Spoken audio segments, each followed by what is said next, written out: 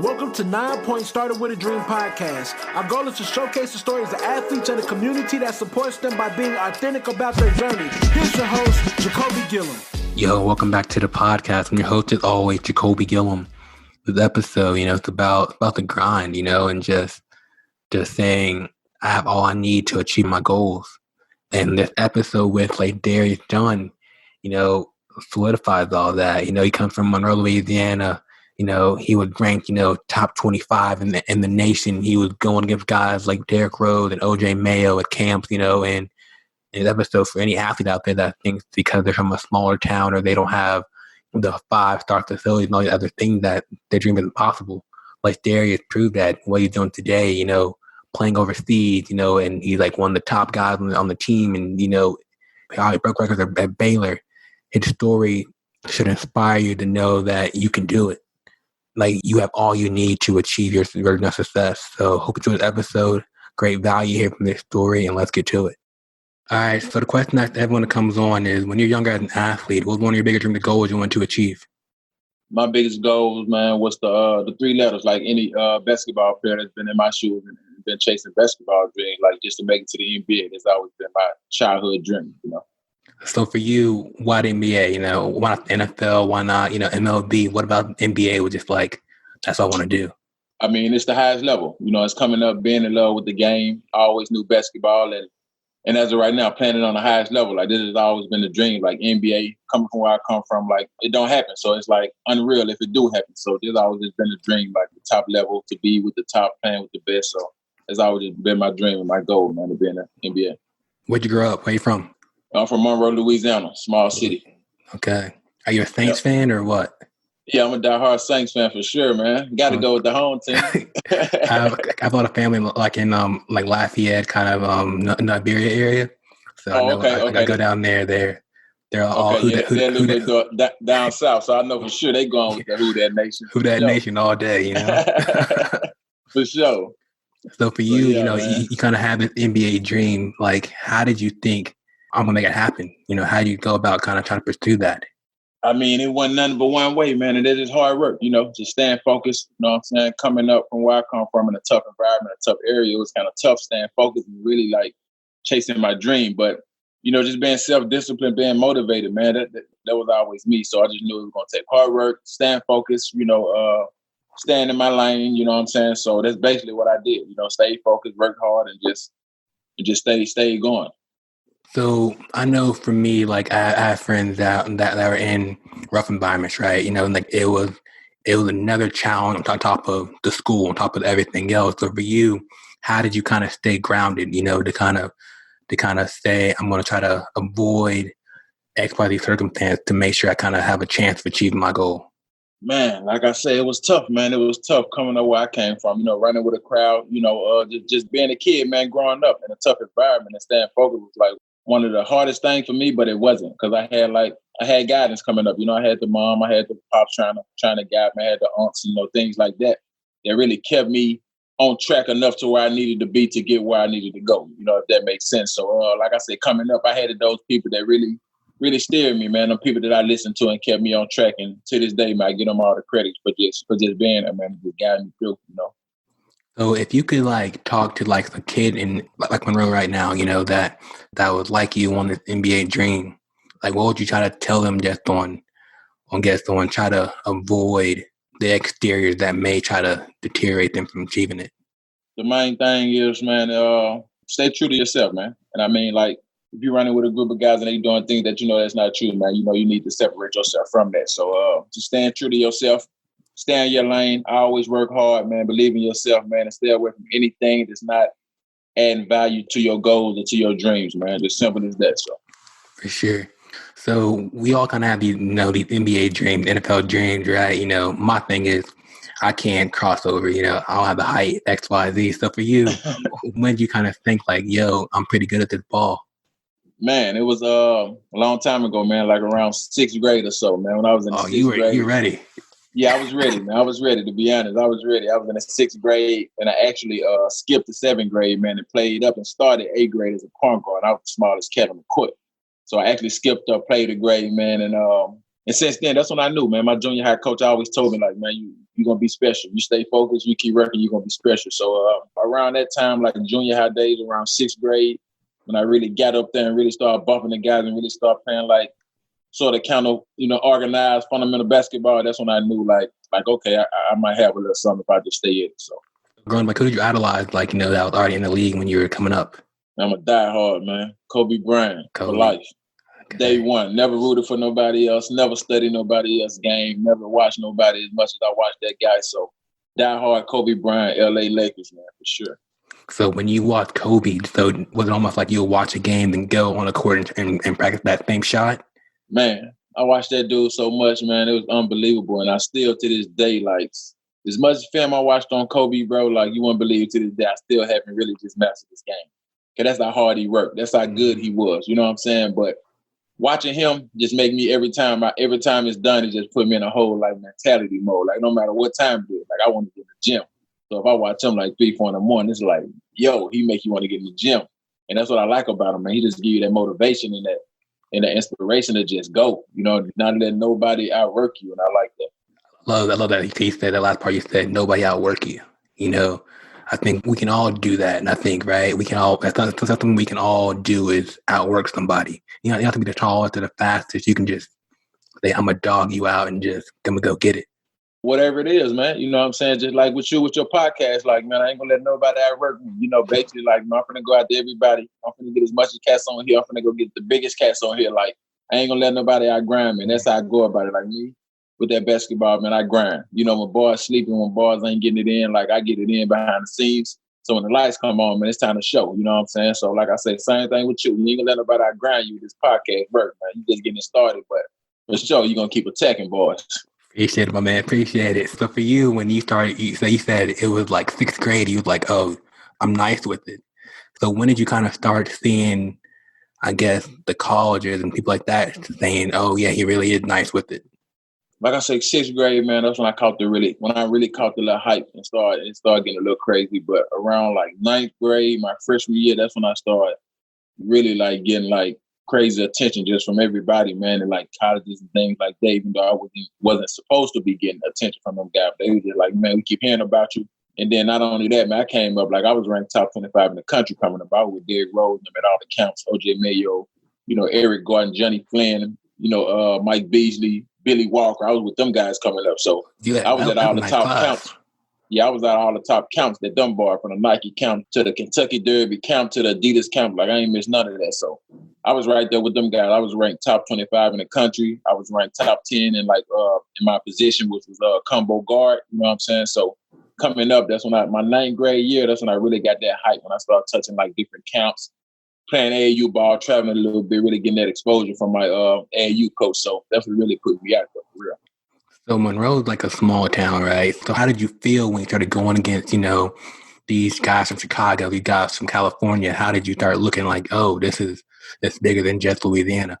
I felt like an underdog, but at the same time, I felt like I was on their level. I was just a small kid coming from a small town that really wasn't getting as much attention as guys like, East Coast, West Coast. Them boys like playing in front of like big time guys, big time schools, like their names like all over. So it's like crazy up there where they at compared to being from Monroe. You don't get that much hype. So being able to step out and go against them guys and being able to like be beside them guys, like it was crazy. But I went in as the underdog, but I always knew like in my heart, like, man, just because I'm going against Derrick Rose, OJ Mayo, because they number one in the country, I'm going at Bart's neck. Like, it ain't nothing. So that's how I felt, man, just going in, really like taking it in at the end of the day, because it was a crazy compliment for me. Like I said, coming from where I come from, being able to be ranked top 25 in the country, like that don't happen. Like that don't happen. So me going in there, imagine winning as the underdog, bro. And like I said, made a name for myself at the end of the day.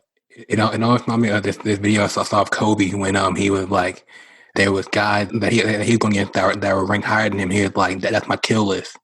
He was like, I want to knock each one of them off that list and be like, yo, at the end of the day, see where I'm at. Hey, yeah, that's how I was coming. Like, I had a little list coming up, as a kid, because I watched Kobe do stuff like that. And like I said, I analyzed that dude so much. Like, I had my own little personal Kobe ways going. So I had boys on my list. Like, when I get a chance, like, it's go time. So, just like I said, going over guys that were ranked higher than me, that's always just give you motivation. Like, man, when I get the opportunity, like, what can I lose? Like, so I just go in there, man, and go hard. And I did have a list of guys that I was at their neck every chance I got. For sure. For sure. For sure.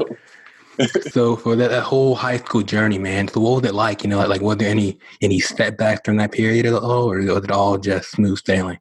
Man, during the high school, it was all just nice and sweet, man. It was nice and sweet. Like I say, I had a great high school career. I went to the top 28 championship like all 4 years of my year. My record in my high school was like, I went 79-9, something like that. So in like 4 years of my high school career, I lost like 9 games. We were going crazy.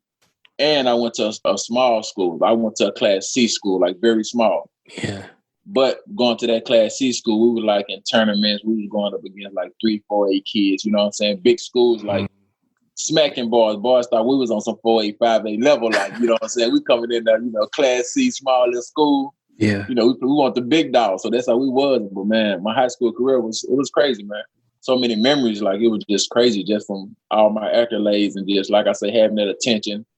Then when I got, like 11th grade, 12th grade, when college was able to come around and really talk to me, like different colleges stepping in and out, like it really was crazy, but it was exciting. Man. I think what's cool so far about your story is that how you didn't have to change who you were. You didn't have to like go to a different school, that was bigger in the market and all that stuff to kind of get the exposure. You just stay true to you. And I think a lot of people can learn from that. Like kind of like we all think we gotta go to this, the best prep school or all these different things to get exposure. And you're like, nah, I'm gonna stay grounded.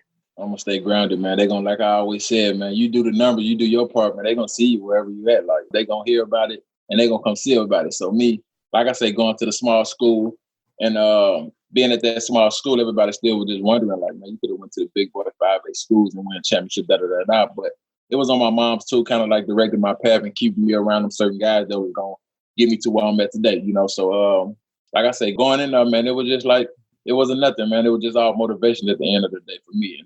And that's it. Just putting it out on the line, bro. They knew one thing about me. Like when I step in the gym, like it's all out war. So that's how I always carry myself, man. It don't matter. Like I wasn't trying to go get beside no big name guys to try to get my name hyped up. Like I'm gonna go do my part and they're gonna hear about my name and they're gonna come, they're gonna come see about me. And that's what happened. That's what's up. So why Baylor? Why not any other Big 12 schools, Oklahoma's of the world, Yeah, I know, man. It's a long story, man. Coming out of high school, you probably know my guy Tweety Card. I'm sure you'll be interviewing him, man. That's like my brother right there. Coming up in high school, we played against each other coming up in high school. And he actually graduated a year before me. He went to Baylor. And by him going to Baylor, we had built like a good relationship. He was like, man, we got to come. And back to what you said, like I always want to like not follow nobody hype, like really like make your own hype type. And back at that time, like Baylor didn't have no hype at all. Like nobody know nothing about Baylor. You know what I'm saying? Yeah. So. And at that time also, I was getting recruited by everybody in the country. Could have went anywhere, you know what I'm saying? So picking Baylor was really like more towards, and for my guy, he was like, man, come to Baylor. It's low right now. We're going to change it around. You know what I'm saying? We're going to build our own legacy here. So I'm like, okay, cool. I'm going to check it out. So I ended up, narrowing down my options. And like I say, Baylor was the final decision to go and try to like start my own little thing, man, my own little program, turn the program around and really like put my name on it. And I think I did that from the times I was at Baylor. Yeah, man, I was looking at the numbers and thought, yo, that he came and put in work. Oh yeah, it was from day one, man. I was going, man. Like I say right now, all-time leading scorer at Baylor. Most buckets in Baylor history, like that's me. Yeah. You know what I'm saying? So I came and did that. Most buckets in Big 12 conference history, like that's me. Besides my guy Buddy Hill broke my record 2 years ago or something like that. Yeah. But, yeah, I'm number 2 right now, but Buddy got me right now for sure. Yeah. Buddy had me mad as shit. I was watching that. But yeah, man, I came to Baylor, man, and like I said, put in some work. You really like this. Just turn the program around, man. And like I said, to this day, like it's popping right now, and it's been going like since we came and we left in like 2011. Like everybody want to be a part of the Baylor program now. It's great right now. So going on that, then, like you have to be a leader to make that type of transition with people, right? Because like you said in high school, you're winning. College, you came around because Baylor wasn't really doing as much then. So for you, how do you lead? Are you just more of I'm going to show you how to do it and we're going to go get it? Like, what's your style? Well, with me, I'm more as a lead by example type guy. You got to lead by example. You got vocal guys who like to talk and lead by example. You know what I'm saying? So for me, it was just more a lead by example. Like I'm more of a quiet type guy. I don't really speak that much. But I had guys around me, like my guy Tweety Carter, you know what I'm saying, who don't mind opening his mouth and busting niggas chop and saying what he got to say, you know what I'm saying? For me, I'm more like a laid back guy. If I have to say something, it got to be real 911. Other than that, I'm just going to lead by example, just keep getting crazy out here, just going crazy. So that's how it was, bro. But other than that, like I say, my leading by example was enough, man. Because like I said, I go out there and go hard. Boss saw me, they know one thing, I'm going hard. So, like I said, I led by example. And I had other guys who did the vocal leading, you know what I'm saying, all the talking. Like, I ain't never did that shit. I don't do that. Yeah, like, I ain't about it. I just want to get buckets. Yeah, I don't do that. Like, I'm going to come out here, I'm going to scratch with you, I'm going to show you, we're going to have all the talks and all the agrees and disagrees in the meantime. But for it just talking like that, like, nah, you won't see me doing that. I love it. So Baylor, man, so you're out here, you're like changing the culture, you're leading the Big 12 in scoring, right? So how do you get there? Because, you know, it's easy to dream that, right? It's easy to say, I want to do that, but to go out and do it is special. Hard work, man. Hard work, grind. Like I say, coming in, and like I said, that wasn't even one of my dreams. Man. My dream was the NBA. You know, my dream wasn't to be the Baylor all-time or the Big 12 all-time leading scorer. Like, I was planning on coming to Baylor doing 1 or 2 years. I'm out. I'm going to the NBA. I'm thinking I'm that good, you know, as a college athlete. Like, so breaking them records, man, and doing all that was never part of my dream. I never thought I was going to be there for 4 years. Mm-hmm. But in the midst of that, like, it was crazy. Like, it was unbelievable. Like, I still remember, like, yesterday, like, senior night, you know, coming out there, dropping the last bucket to break the record. They stopped the whole game. Everybody going crazy. They giving me the ball. They calling the fam out on the court. Like, it was just a crazy time, and I remember it. But like I said, it's just something I'll never forget, man. It's just having that many buckets on your list, man, and being all time, like, that's enough. That should be enough, man. Yeah. and I bet, too, back home, people were like, yo, my dude did it, you know? And I bet you're like, for all the kids out there were like, yo, if he can do it, I can do it. That's what I try to do, man. Try to just be an example for them guys that's coming up in the same area I did, you know, chasing them same dreams, man. Like, to this day, I get them same questions I'm getting right now, like how you do it, how you stay focused, how you steady going. Like, you know, by the grace of God, you know, I'm just still going, still pushing, and just grinding, man, just showing them bars, like, man, hard work can pay off no matter where you come from, no matter your situation. Like, man, at the end of the day, like, you control your own journey, so it's on you at the end of the day. So that's what I try to leave, bro, just give back to them young boys, let them boys know, like, it's possible. I come from the same streets, like, you know what I'm saying? No excuses, it's possible. So just lead by example, man, and be the best little role model I can be to them guys. Sure. So the dream was NBA. So what was that after that senior night? You know, we had, like once Baylor was done, you did all the graduation stuff. What was it like trying to get to that next stage now? It was tough, man. It was tough. I mean, that was one of the most nervous, scariest time of my life. Like going through the draft process, seeing the handball's name get called, and you waiting your name to get called. Like, it was crazy. But the process was also like exciting, man. Like, I went through the whole draft process, like worked out with like 13, 14 teams. Did the whole NBA combine, the whole 9, you know what I'm saying? So that part was just like exciting. It was cool just to be there, you know, going through the whole process. But like I said, just being there, man, listening for your name to get called, like, it was the most like butterflies, like going to college on your first game and stepping out there on the court for your first game of college, like as a freshman, like, I don't know what to expect. Like, it's crazy. But just going through that process, man, like I said, it was exciting, but it didn't turn out like I wanted to, you know, due to the decision, man, or the politics, you know, the league, you know how it goes. So it didn't turn out like that. So that's why I had to pursue, you know, the overseas lifestyle, basketball dreams. Hey, well, I think, like, just like you said, though, you control your own journey, though. So, right. So for you, you weren't like, I'm done with basketball. You're like, nah, I'm going to figure out this next phase in my chapter.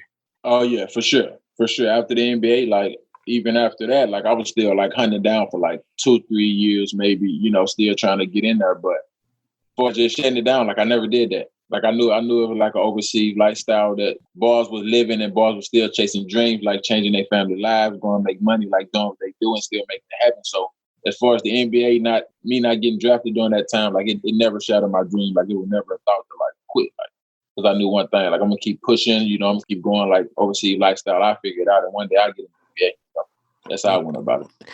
I think too, like the overseas lifestyle, it isn't showcased enough. I'm like, yo, if I can go to Spain and get paid to play ball, that's not bad, right? Yeah, like you said, by them being way on the other side, like, you know, they most definitely don't get the showcase and the attention that they should get, man. Because you got clubs, you got teams, you got leagues, like, it's really like right under that NBA level. Like, boys getting crazy money, you know, boys, like I said, boys really like changing their life, like family lives, and really living like as if they was in the NBA, like boys getting money like that. So to travel the world, man, do what you love to do, and get money just to bounce the rock, shoot the rock. Like, hey, what more can you ask for? It's a blessing. When I saw Marbury leave New York Knicks to go to China, I was like, yo, something going on over there. Like, it must be nice. Marbury ain't came back yet. Ain't came back yet. Marbury, Nate Robinson, them boys moved like half of their family out of New York to China. Like them boys ain't thinking about coming back. They treat him like a king over there. He got a statue, I think, over there, man.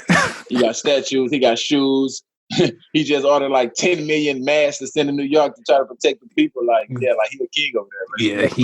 Man. I'm like, man, must be nice. He ain't never coming back. They love that guy over there, and he love it too, man. For real. So what was your first team overseas? Man, my first year when I left out, I went to Israel. I was in Israel my first year.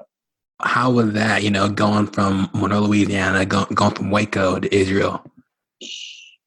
Man, we started just taking like steps in my life that's like not normal coming from where I'm coming from. You know what I'm saying? So like leaving there, you know what I'm saying, sending me all the way to the other side of the world where the time difference is 7 hours, like different. Like it's crazy. Like so right now it's like daytime, they living. It's nighttime, we finna lay it down, they living over there. So to send me from here way to the other side of the world, you know what I'm saying? Like it was just crazy. But once I adapted to it, my first year was a little tough. But once I adapted to it, like I like fell in love like with just the lifestyle. So like right now, like I'm good. I'm locked in. I've been going like 8-9 years, so I'm locked in right now with the lifestyle. But the first couple years, man, it was tough. Like missing the fam, being gone that long, like it's crazy. So, but I adapted to it, man. I made the best of it. I always ask people that are playing overseas is how's the food? Man, depend on where you at, bro. You can be some spots where shit gonna be crazy. And you can be some spots where it's gonna be love. You know what I'm saying? Yeah. You eat whatever you want to eat, how you want to eat it. So like I said, it's just pretty much like where you land, where you go. Like comparing like Turkey food to like Israel food, like it's on a different scale. Like it ain't no comparison. Like because Turkey have like pretty much everything you can eat out there in Turkey. I mean in Israel. I'm sorry, you can eat in Israel and pretty much eat whatever you want to eat, like you're in America. But in Turkey, it's not like that. They culture, man, you eat pretty much they type food, which is not like on our level like that. So, yeah. So overall, man, so this journey of yours, what's next for you? Like what's your next goal or what are you trying to achieve now? I mean, I'm still playing. I still got a couple years. I think I'm gonna play a couple more years before I shut it down. But in the process of shutting it down, like I want to train.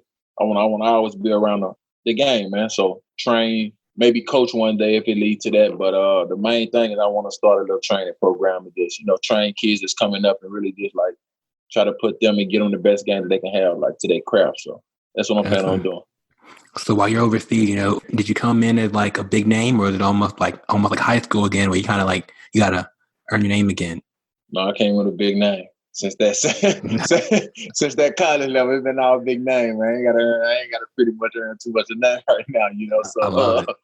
So yeah, I came in right away, like, okay, we know you, this your job. You started at the combo guard. We need you to score the rock. Period.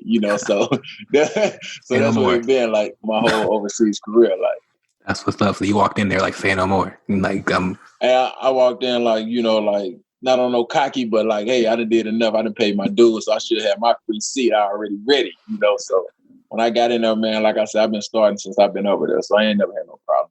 So that's what's up, man. And I think it's cool for anyone listening too, just to say the NBA is one thing, but you can go overseas and be loved just the same way, right?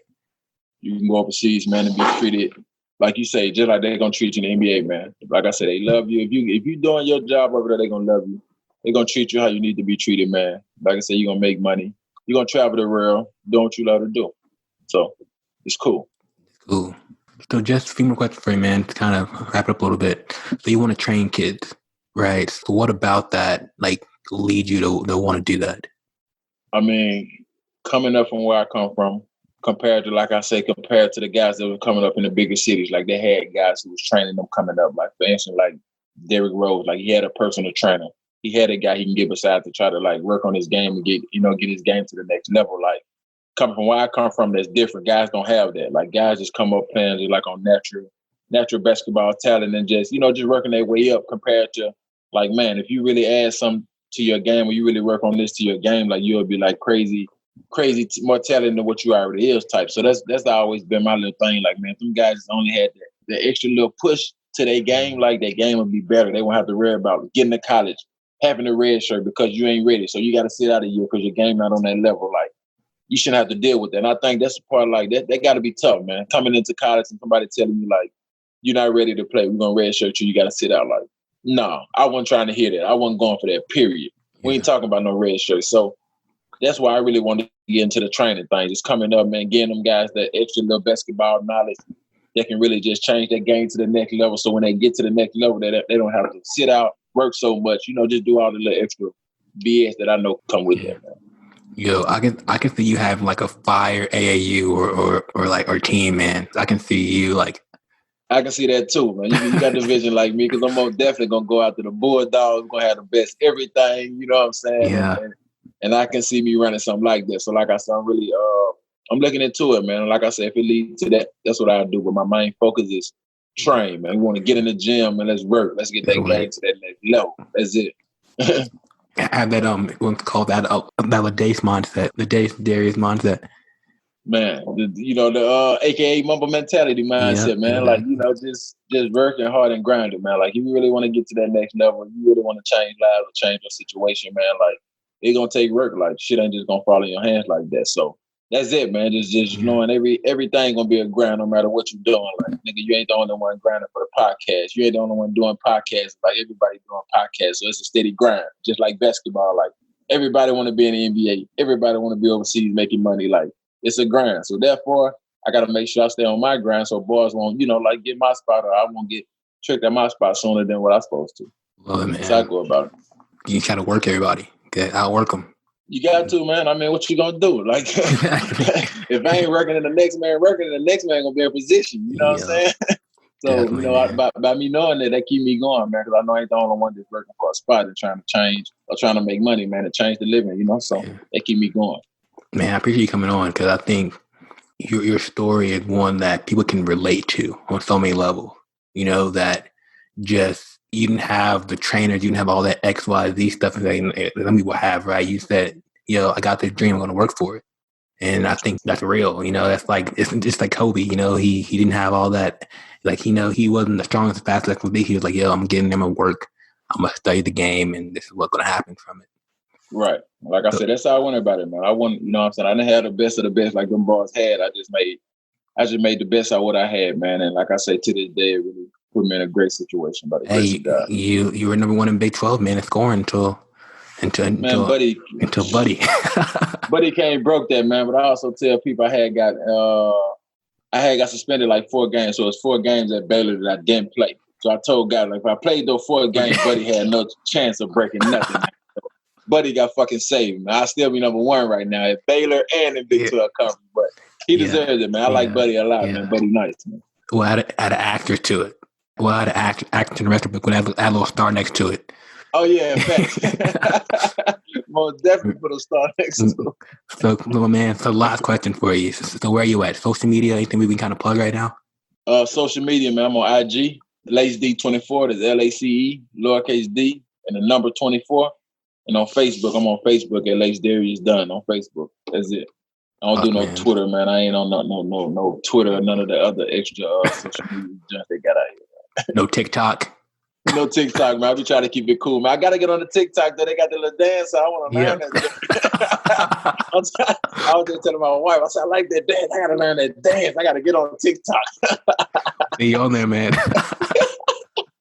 Yeah, I gotta get on TikTok for sure one day, bro. Hey, we'll make it happen for sure, man. Hey, man, appreciate you coming on again, and just keeping it real. I'm really inspired by your journey. Hey, for sure, man. Like I say, likewise, bro. I appreciate you for having me, man. I wish you the best. Like I say, tap in, man. Get everybody on this thing, man. Don't let nobody outwork you, bro. Hey, get at it. You can't do it. You do it for Kobe, right? Yes, sir. For real. Let's do it. Yes, sir. Man. Like I say, I appreciate it, man. It's my pleasure, bro. I appreciate you. I appreciate you, man. Enjoy the rest of your night. Hey, for sure, man. Stay up, Jay. Thank you, too.